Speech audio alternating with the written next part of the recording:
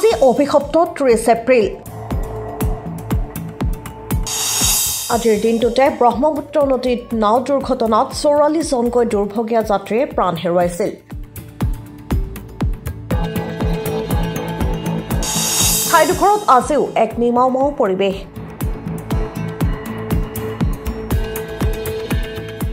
আজিৰ দিনটো মনত পৰিলেই সকলোৰে বুকু কঁপি উঠে। আজিৰ দিনটোতে 2012 চনত সংঘটিত হৈছিল বিশ্ব কঁপাই যোৱা ব্ৰহ্মপুত্ৰ নদীত বুঢ়া-বুঢ়ী মেদৰতাৰীৰ ভয়ানক নাও দুৰ্ঘটনা। যি দুৰ্ঘটনাৰ কথা মনত আহিলে এতিয়াও বুকু কঁপি উঠে সকলোৰে।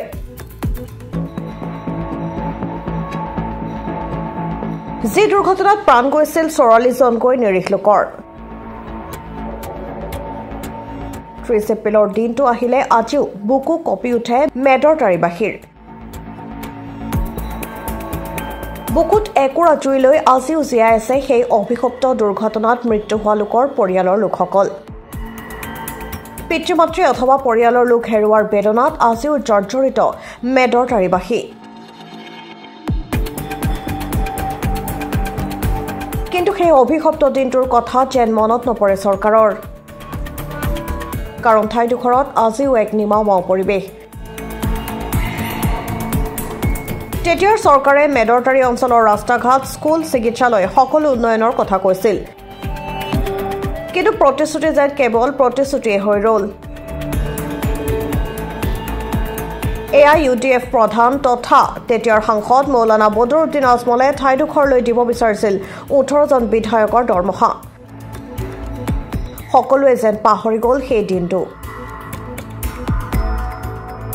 কেৱল পাহৰিব পৰা নাই যিসকল লোক শ্বহীদ হৈছে তেওঁলোকৰ সন্তান অথবা পৰিয়ালৰ লোকে। কাল ধুমুহা আহি পশ্চিমৰ পৰা এটা কাল ধুমুহা আহি হঠাৎ নাওখন দুৰ্ঘটনাত পতিত হয় আৰু প্ৰায় 300 যাত্ৰী লৈ আহিছিল ধুবুৰীৰ পৰা আমি শুনা পাইছিলোঁ। আৰু ঘাট পোৱাৰ কিছু সময় পূৰ্বেই ভয়ংকৰ দুৰ্ঘটনা সংঘটিত হৈ প্ৰায় 50তকৈ অধিক মানুহ মৃত্যু হয় আৰু কিছু মিচিং হৈ যায়, উদ্ধাৰ হয় 50ৰ অধিক।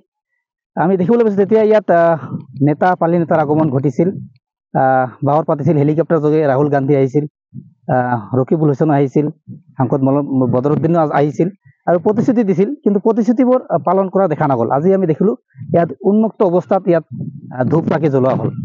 তেখেতসকলৰ মানে আত্মাৰ শান্তিৰ কাৰণে ইয়াত শ্ৰদ্ধাঞ্জলি জনোৱা হ'ল। কিন্তু এটা কথা, ইয়াত ইমান সময় 11টা বছৰ পাৰ হৈ গ'ল, ইমান সময় পালে ৰাজনৈতিক নেতাসকল বা দল সংগঠন বা চৰকাৰ, কিন্তু ইয়াত শ্ৰদ্ধাঞ্জলি এটা যে শ্বহীদ বেদী বনাব লাগে সেইটো কাৰো মানে মনত নহ'ল। News desk report, news 13।